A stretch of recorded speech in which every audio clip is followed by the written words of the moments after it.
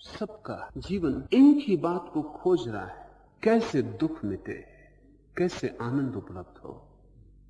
एक ही तलाश और एक ही प्यास। वो वृक्ष भी अगर उठ रहा है जमीन से आकाश की तरफ तो इसी तलाश में। अगर पक्षी उड़ रहे हैं और पशु चल रहे हैं और आदमी जी रहा है, तलाश वही। एक पत्थर भी अगर अस्तित्व में है तो उसकी भी भीतरी खोज आनंद की है। ख्याल में ले लेना कि खोज क्या रहे हो। बहुत लोग परमात्मा को खोजने निकल पड़ते, लेकिन परमात्मा की खोज मुश्किल है।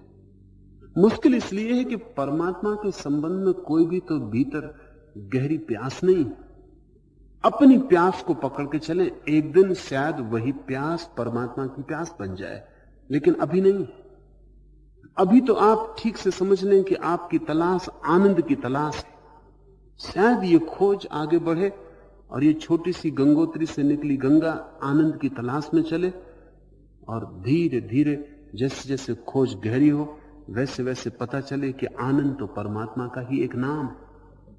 और शायद पता चले कि आनंद तो परमात्मा का ही एक गुण है। और शायद पता चले कि हमारी खोज सिर्फ आनंद की नहीं, कुछ और ज्यादा की। लेकिन प्रारंभिक खोज आनंद की है, परमात्मा की नहीं। कुछ लोग पहले से ही परमात्मा की बात में पड़ जाते हैं तो कठिनाई हो जाती। बीज बिना हुए वृक्ष होने की कोशिश शुरू हो जाती, फिर अड़चन होती, फिर दौड़ धूप बहुत होती, परिणाम कुछ भी नहीं आता। और जब परिणाम नहीं आता तो निराशा पकड़ती है, विषाद घेर लेता है। तो एक बात, आनंद की तलाश के लिए यहां आए, छोड़े परमात्मा को, जल्दी नहीं। आप आनंद की खोज पर यात्रा शुरू करें और अंत परमात्मा की उपलब्धि पर होगा। लेकिन शुरुआत परमात्मा से मत करें। पहली सीढ़ी से ही चढ़ना उचित है और काखागा से ही शुरुआत करनी ठीक है। आनंद सबकी समझ में आता है, फिर वो नास्तिक हो तो भी, फिर वो हिंदू हो या मुसलमान हो या ईसाई हो या जैन हो तो भी, ईश्वर को मानता हो न मानता हो, धर्म को आस्था रखता हो न रखता हो, कोई भी हो, आनंद की खोज सार्वभौम, उससे ही शुरू करें जो सबकी खोज।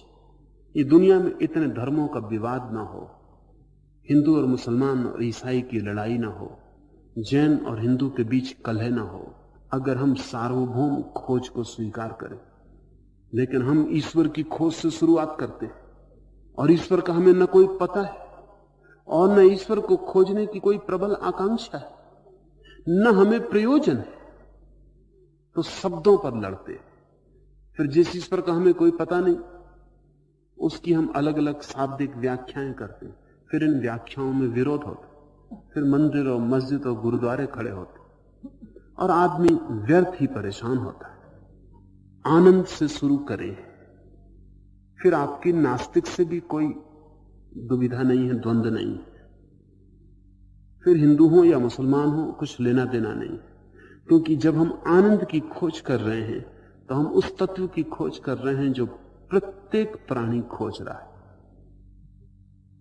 किसी का इंकार नहीं।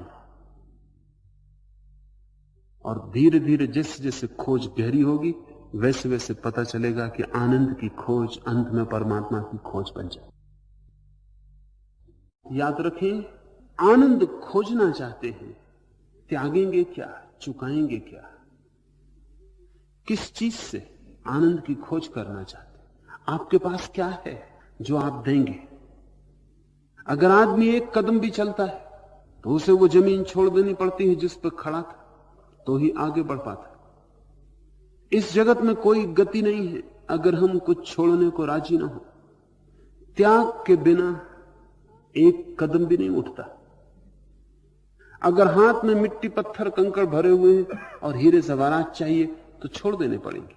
कम से कम हाथ खाली करना पड़ेगा, व्यर्थ को हटा देना पड़ेगा ताकि सार्थक उतर सके।